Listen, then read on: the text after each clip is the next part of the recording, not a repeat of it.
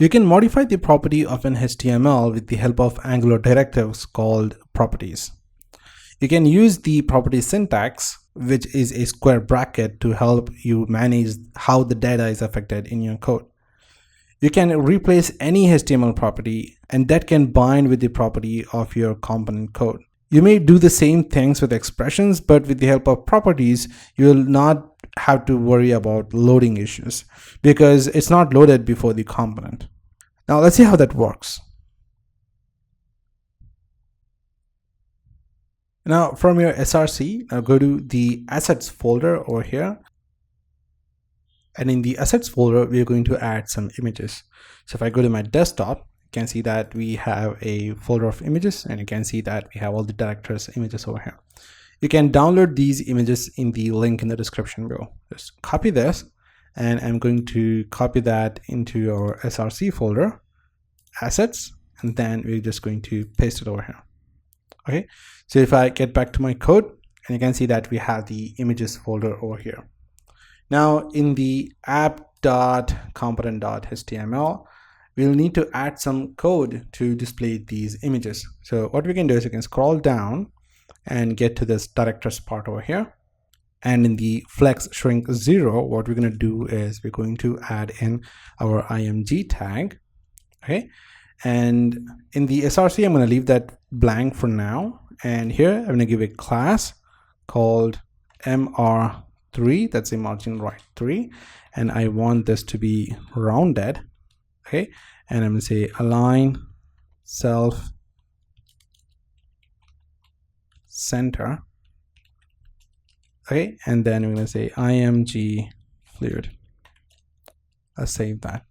And I need some custom styles, so because the image is pretty big, so I'm going to say style, and then here I'm going to write in some style. I'm going to call this as with some width. I'm going to set the width to 70 pixels, and then I'm going to set the height to 70 pixels. Okay, so the SRC and the alternative name is going to remain blank for now, and we just have this one. And to get those images in the list, so if I get to the browser, you can see that we have the broken images showing up. So all these images are broken. So that's because the link does not exist. If you go to elements here, and if I inspect this, you can see that the SRC doesn't exist. Like SRC is just blank, doesn't have anything. So we need to add that. So let's get back to our code. In order to add that, what we're going to do is we're going to convert this SRC to a property. So to do that, just give like square brackets over here. And inside this, I'm going to use single quotations. Okay, and this is where we are going to load our assets. So we're going to say /, and which is under assets folder. Now we need to do this because we need to tell our page to look into that particular folder. Okay, so assets, and then inside that we have images. Okay, and then let's save that. And then after that, what we need to do is we need to join that with the director name. That's a director, and then we need to join that to the short name that we gave. So that is the short name, and then we're going to join that with another string here. I'm going to call this as .jpg. Okay, now the director name is going to look for the director here, and then the short name is the short name which we gave inside that. Now if you want to check this up, you can go to this app.component.ts, and you can see this is the director, and this is the director object, and inside that we have the short name. So it's going to be like joshwooden.jpg. That's how it's going to display. Let's save that, and let's see if this works. Let's get to our browser here, and if I hit refresh, well, it still doesn't work. So let's see what's actually going on here. So there's something wrong. So let's get back to our code, and let's see what's happening.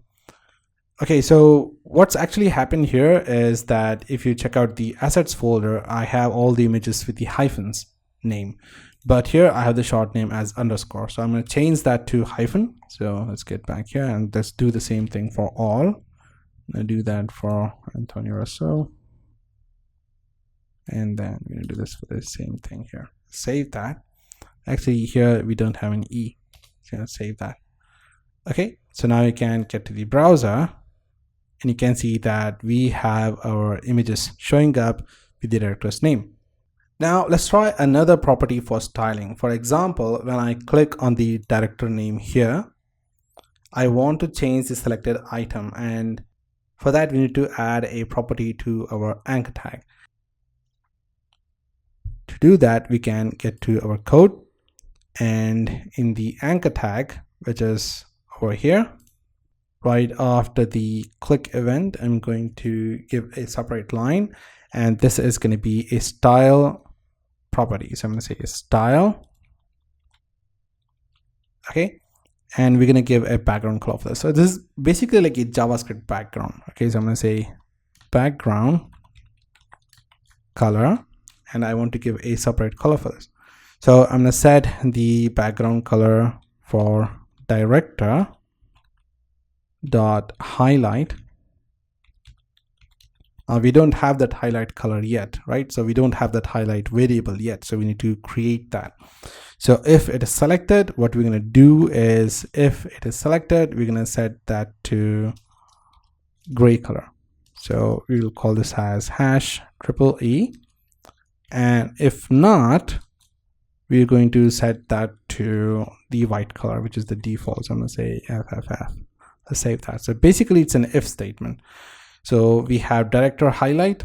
If it is true, then we're going to set that to gray. If not, it's going to set that to white. So now we have a highlight variable here, which what we need to create is the highlight variable itself. So let's get back to the app.component.ts, and then we're going to go to this event over here, and inside that we're going to say item dot highlight. Okay, and then I'm going to set this to item dot highlight. Okay, and let's save that.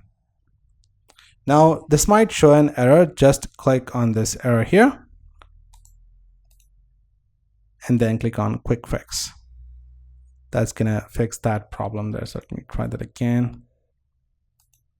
Okay, so declare a property called highlight. Yes, that's done. Let's save that.